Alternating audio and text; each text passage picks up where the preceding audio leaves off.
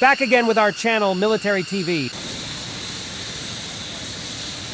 In a significant show of solidarity and strategic partnership, the United States has declared its intention to allocate a substantial amount of security assistance, totaling $200 million to Ukraine. This targeted assistance is specifically designated to bolster Ukraine's air defense capabilities, a critical aspect of the nation's defense infrastructure. With a focus on enhancing air surveillance, protection, and response mechanisms, this aid package is anticipated to encompass advanced air defense technologies, training initiatives for personnel, and the provision of essential equipment.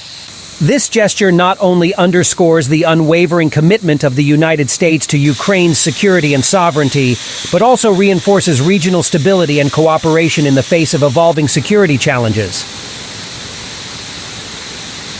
Through this initiative, the United States not only demonstrates unwavering support for Ukraine's sovereignty and security, but also reinforces regional stability within Eastern Europe.